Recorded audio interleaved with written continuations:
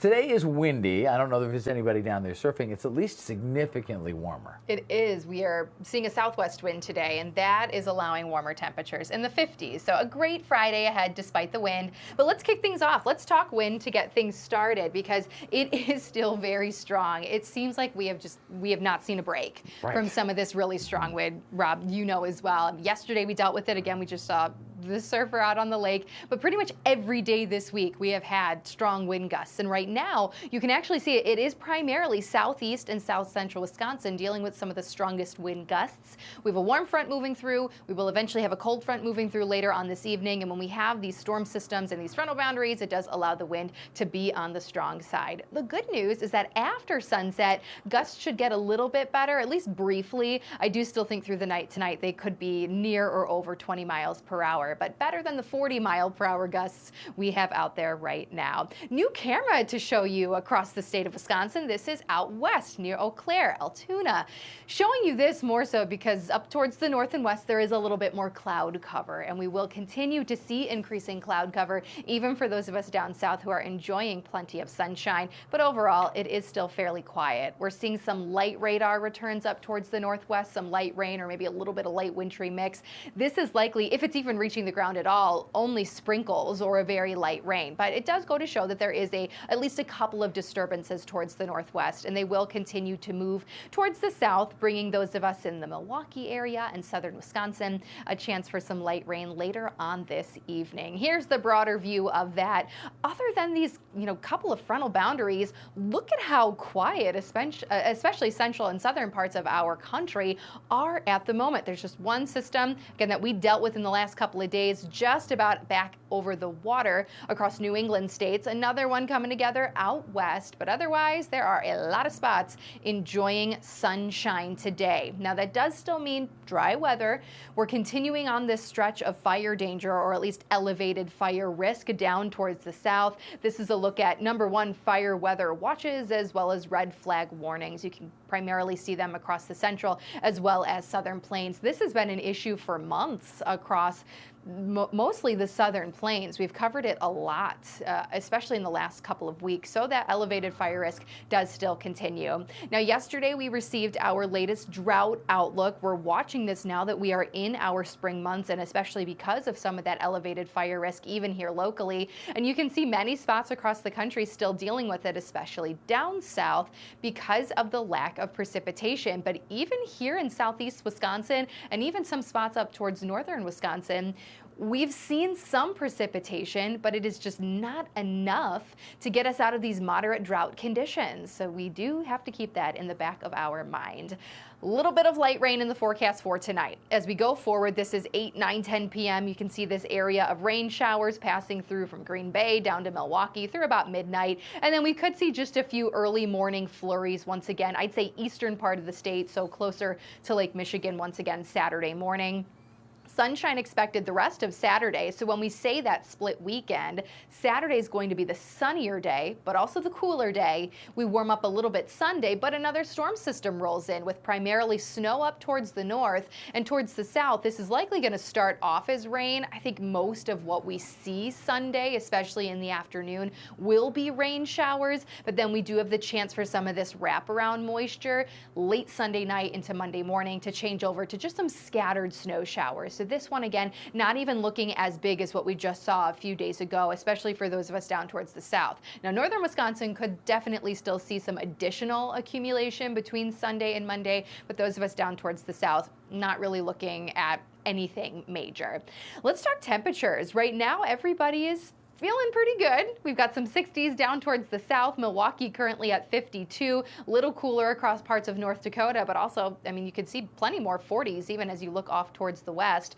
Forecast highs for today, above average in Milwaukee as well as the Dakotas, so much of the central plains in those 50s and 60s. And as you head towards the south, that's where you can see some of the warmest air, likely in the upper 70s, 80s expected towards Phoenix, very normal for this time of year. So a consistent day across across much of the country. Let's talk southeast Wisconsin now, or I should say the state of Wisconsin now. Starting off in Milwaukee, an enjoyable Friday ahead. We will eventually see more cloud cover, but temperatures hang out in the mid-50s this afternoon, still staying pretty windy. Up to Green Bay, cloud cover a little sooner than those of us in the Milwaukee area. We'll start to see some of those light rain showers moving in just after your dinner hour. Wausau, pretty similar. Also the chance for rain later on in the evening. Temperatures may still reach about 50 for a high and then begin to fall back to those 40s. Rhinelander, a little cooler. Definitely one of the spots. Most of northern Wisconsin will see some of this precip a little quicker than the rest of us. There's already at least a few sprinkles out there at the moment. So factor that in, those of you across northern Wisconsin.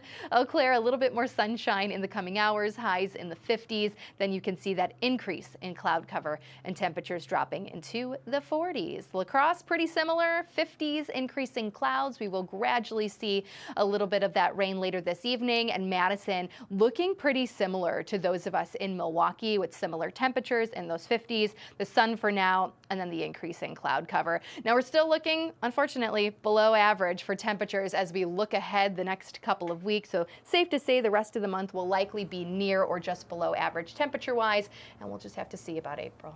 Yes, hopefully April will turn around. And it's not like we haven't had beautiful days in March. Right. Right. We've had some wonderful days. We've had quite the range, right? Yes. I was looking at our high temperature calendar this morning on Wake Up. We started the month, 29 was our high. Yeah. And we got as high as 67 so far as one of our high days there, near record on that date. So we've had some beautiful days, but you know, this is somewhat typical of a transitional season to go back and forth like this. I feel like this March has been particularly back and forth. Yes, weather whiplash really between the rain, the snow, the drops, and the climbs in temperatures. And like such quick turnarounds too. Even today, like you were saying, we're going to have a big drop from our highs today to our lows tonight. Now coming up, we're going to talk about why that's a good thing if you have a sweet tooth and like breakfast food.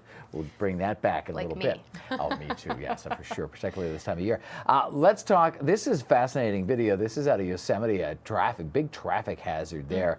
Shut down a highway in Yosemite National Park. Wow, that is just stunning video right there. So rockslide obviously forced officials in California. They closed a 2-mile stretch of the highway. That's 140 out there. Good news, nobody was hurt. I mean, obviously, if anybody had been under that when that came down, that would be a horrific situation, obviously. Similar slides like that, I guess it took more than a week to clear. Wow. There are still other routes to get into the parks if you're sitting at home thinking, oh, I've got a travel plan to get out there next week. Yeah. Good news, you can still get into the park, but that one route is potentially down for days. Wow. Well, I assume even getting the machinery in that they need to clear all those rocks is probably hard just to get it into that particular area. Right, and then clearing all of that, which is likely very heavy rock. Right? Yeah. We're not talking about just gravel or anything. This is huge rock that came down the rock face there. That's going to take some heavy machinery and quite a lot of time. That's just a stunning picture there too. And that's the reason why too, Rob, really quickly, if you are ever driving through mountains, I know we always see it when we, would drive to the Carolinas and drive through those mountains over there, netting on the side of some of the mountains. Not, they don't all have them, but if you pass some and you see netting, that would be more so to keep everything in place or to support anything that would Which makes potentially sense. fall down. We'll see signs say watch for falling rocks. Absolutely. I think you even see some of that as you go up through the dells into parts of western and central Wisconsin as well, because you've got the more carved out rock expanses there, mostly limestone, which isn't quite as intense as I don't know the geology exactly, but the granite and things like that. So it's still a problem, but on a much more minor scale. Yeah, absolutely. So next time you're out there and you see that netting, and think of that. Now you know. It's keeping you safe. That's why it's there. Yeah, exactly. Let's switch gears here and talk about a little bit of a mystery. This may or may not have anything to do with the weather, but we're still going to talk about it because it's ice. So there was this chunk of ice that just mysteriously came falling down. There's a mystery that's been talking about this Florida home last month that had a chunk of ice fall. They thought it was probably from a leak that formed on an airplane. Then, of course, it froze at the high altitudes and fell and came crashing through the roof. Turns out, no. The FAA says it's contacted all airline operating flights in the area at the time of the incident, and it has ruled out that as being the cause. So for now, this giant chunk of ice that fell through this poor person's roof is still a mystery. I mean, there's no weather explanation for that I would know of. I mean, we have had massive hailstones, but there were no storms in the area, and for there to be one singular icefall event doesn't happen. That's bizarre. Yeah. Wow. It's a strange story. So at this point, they don't know how that ice fell on that house, but because it was ice, it caught my eye, and because it's a mystery, I needed to share. Wow, and we're going to have to just pay attention to that. Yeah, I mean, the original thought, the original theory makes sense. That's happened before. There's been leaks, and of course, at that altitude where, commercial jets, air travel it instantly freezes once it gets to the outside of the heated, pressurized cabin, and then eventually it builds up and falls to the ground. That has happened, not frequently, but it has happened. Wow. That, on the other hand, has been ruled out. So, yeah, we'll see. I'll keep an eye out, see if we get the mystery of the falling chunk of ice solved in the days and weeks ahead. But for now, it is still a mystery. No mysteries here. We try to unpack as many as we can and solve all the weather mysteries that you send to us. We have a couple of different things to talk about when we get back. As I said, we're going to talk about some of the sweet tooth folks out there being in a pretty good shape for the next couple of months. And we'll get your lawn ready, too, because we're just about to start up those mowers. You're watching Wisconsin Weather Experts right here on Fox Local. Don't go anywhere. I'm taking a little sip of tea here because I'm getting ready for my breakfast menu in the morning. It is maple syrup season, right? It's time to get the sap flowing. We need to have certain weather conditions, though, to properly get the sap flowing in those maple trees to then boil down and make that maple syrup. And Brian Cramp got a firsthand look this morning on Wake Up, and apparently the weather isn't cooperating quite as well as you might like. Take a look. They have pancakes. They have also some other sweet treats that they're going to be making here on the spot. But more importantly, they have several maple groves which produce the sap that is needed to make maple syrup. Pete, thanks for having us this morning, and congratulations on another season. How are the trees producing so far? Well, so far the trees are not producing as well as they have in the past. Yeah. The weather has been in the 50s and 60s. While it's nice to enjoy a spring in the 50s and 60s, the sap doesn't run unless it goes below freezing during the day and 30 to 40 and 45 degrees during the day. Right, but there you go. You got some in the bag, and you have actually plenty for tomorrow's big fest, if you will. What really happened now? This tree is still not running yet, but it will be running very good this morning. Okay. Because its conditions went down below freezing. It's still basically 32 degrees here. Yeah. And this bag it's actually froze last night, so it preserves the sap very well. Nice.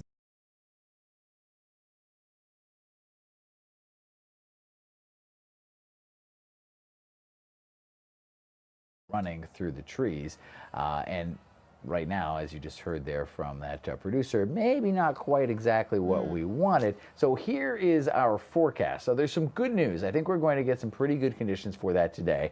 You need the warmer temperatures during the day than the colder temperatures at night. And as you just heard him say, falling below freezing, good thing. Preserves the sap there. So great. We have a perfect situation today with these 50s during the day, dropping to the 20s overnight tonight. Fair conditions Saturdays. We'll see some variation, and we will drop to 32, and like it to be a little warmer during the day to really get that tree to expand and then squeeze that sap out at night when the temperatures drop again. And then come Sunday, I think we're back in the good categories. We should be in the mid to upper 40s, and we do have a low again near that freezing point. So there's some pluses coming, and hopefully get some more of that sap flowing for that farmer there, and eventually get that maple syrup on our pancakes, because it takes a lot of maple syrup to boil down to a tiny bit. Sorry, a lot of sap to make a tiny bit of syrup. Yeah, and this is a busy time for everybody who is involved in that. So just another thing locally that we have to think about is impacted by the weather. The weather touches kind of everyone and everything at some different level, but it has a big impact on maple syrup and a big impact on our lawns. Exactly, and I'm sure everybody is just itching for some of that green grass to make its way out of everything that's still dead and brown now that the snow has fallen. Fox News correspondent Marianne Rafferty actually has a guide to getting the perfect yard this season. Check it out. The longer and warmer days are starting to bring lawn fanatics out from hibernation. With grass having been dormant throughout the winter, folks priding themselves on having the perfect green patches may want to start getting their yards in tip-top shape. But for starters, experts recommend letting nature take its course. Grass usually doesn't need any help growing. during the spring. And while you may want to fertilize your lawn as we advance deeper into spring, avoid the urge. Besides, fertilizers are actually most active when it's warmer out. If you over fertilize, it's going to grow too much. Excessive growth leads to more mowing and can lead to more stresses before we enter summer. Instead, you can start pre-treating for unsightly weeds. If you get your pre-emergent herbicide out when forsythia is in full bloom and make sure it gets watered in, then you'll have good protection against crabgrass. After you've given your lawn some time to grow back after winter, experts recommend cutting it to the height you prefer. Around 2.5 inches is a good average length. Just don't exceed the rule of thirds, and you should be in the clear. You're not supposed to mow more than 1/3 of the leaf blade off at any time. So if you set your mower for 3 inches, you want to mow before it gets above 4.5 inches to prevent scalping and injuring the turf. Instead of bagging up lawn clippings after a mow, experts say to leave them on the grass so they can act as a natural fertilizer. I'm Marianne Rafferty, Fox News. Those mowers will be humming pretty soon. Yes, they will be. Yeah, I've heard a lot of different noises in my neighborhood, at least lately. One of them was the lawnmower. Folks making sure it still starts. All filled up and ready to go. Getting a little ahead of the game, probably just getting excited about it on these mild days. The other one was a lot of Harleys, one of them being mine. And that's understandable. Yeah, everybody's very excited about it. Yes. Some good riding weather ahead. We have a couple of different things coming up here before we're done with the show. We're going to talk a little bit about how to set your ceiling fan. Which is something you probably don't think about, but this could actually help you out in the next couple of months. Because it's a money saver. Yeah. Right? I mean, I didn't know anything about this until a few years ago, and it makes a difference, a notable difference depending on what setting and what season, and a fascinating event that just happened the other day just down the road in Chicago. So stick around as we talk Chicagohenge in a couple of minutes. Hi again, everybody. Welcome back to Wisconsin Weather Experts, exclusively on Fox Local. Before the break, we were talking about programming your ceiling fans. Now that we're getting into some of our warmer weather months, this is a concept that we had admitted hadn't really heard of before. I only heard about it a couple of years ago, and I didn't even know what that switch was there for. Same. But it does actually make a difference, and it can save you money. Meteorologist Holly Baker has the answers. Did you know that your ceiling fan can move in 2 different motions, a counterclockwise motion or a clockwise motion? Well, you know that now. That's called a seasonal setting. So in a seasonal setting, at least for summertime, you're supposed to have your ceiling fan set in a counterclockwise direction. And what that does is the air is pretty much forced straight downward, and that's going to produce a wind chill effect for you. So in the summertime, whenever those temperatures are heating up, including inside your home, you're going to want to find a way to at least feel refreshed and relieved from the heat. So first thing you want to do is make sure your ceiling fan is set in a counterclockwise direction so that you can get that wind chill effect. However, in the wintertime, you want to make sure it is complete opposite. You want to make sure it's set in a clockwise direction, and that is because the warm air pretty much that's trapped up high in the ceiling is going to be forced downward, and that's going to kind of help create a warmer environment for you, especially inside of your home. So remember, in the summertime, counterclockwise direction so that you can get the wind chill effect. In the wintertime, you want to make sure it's in a clockwise direction so you can get a little bit more of that warmer environment with having the ceiling fan on so it doesn't feel so stuffy. That's amazing. Yeah, it's amazing. I would say in the winter too, like the lower setting. Yeah. Right? Because you're still going to get some of a wind chill effect if you crank it. Right, exactly. But that lower setting to just keep that air circulating, because the warm air, of course, rises, gets trapped, and unless you are 6 or 7 feet tall, certainly not me, you're not going to be up where that warm air is hanging out, so circulate it down here in the lower 5-foot area, and you get to enjoy it a little bit more. There you go. Just filter that under, the more you know. Yeah, right? exactly. And you know what? You save a few pennies. Yeah. None of us likes to get that We Energies bill. Yes. Love you, We Energies, but the bills we don't like so much. And so if you can shave a little off of that by just switching your fan, Yeah. I am all in. Easy for that. peasy. Absolutely. Where are we going next? You want to go to Chicagohenge? Sure, let's go to Chicago. This is a cool event that happened yesterday, and I think most of us think about maybe New York, but this happened in Chicago, and it was basically just where the sun lined up perfectly in between some of the buildings. Yeah, I mean, you talk about Stonehenge, right? And nobody really exactly knows what Stonehenge was for, but one of the things they do know is that periodically the sun lines up with those stones. They call it, in New York, they call it Manhattanhenge. In Chicago, of course, it's called Chicagohenge, thus the Stonehenge. And again, it's when incredible. a certain time of the year when the sunset or the sunrise lines up perfectly with the streets, because there's grid patterns, pretty good grid patterns in both Chicago and New York. They have something similar in Toronto, where I'm originally from as well. Torontohenge. Nobody's being creative here. Keeping it simple. But at the end of the day, yeah, you have to have the perfect lineup of those streets, right? In Milwaukee, I'm pretty sure there might be one or two spots you could pull this off, but we have like really cool, wonky, creative streets with different lift bridges, and then the street makes a weird little angle here and a weird little angle there. Sure. And the buildings, of course, aren't quite as lined up the way they are in, you know, Chicago and Manhattan or whatever, because so you got that kind of similar kind of tunnel effect, if you will. Yeah. Wow, that's so incredible. This is footage, by the way, from Fox 32 in Chicago, I should say. So again, just amazing visuals, and the fact that this happened yesterday. It's like an Instagram holiday. Yeah, I mean, there are people who camp out for this all across where, you know, the cities that we were just talking about. I saw video of groups of people, and then they cheer when it happens. Yeah, right. It's like the eclipse. I was going to say, it's an oddly like emotional connection to this because, you know, it's artificial, right? We built these things. There's nothing happening on the natural level, but somehow it's connecting you with the natural flow of, you know, our orbit and the sun and everything. Right. So I think that just taking that moment out of everything else to kind of watch that happen in perfect alignment with the buildings probably has an emotional connection for everybody. Yeah, I agree, 100%. So just incredible footage there. There you go. And we've had an incredible week here on Wisconsin Weather Experts. You're always invited to be a part of our week. We are on Monday to Friday right here on Fox Local from 12 to 12:30. If you want to participate, the easiest way for you to do that is by simply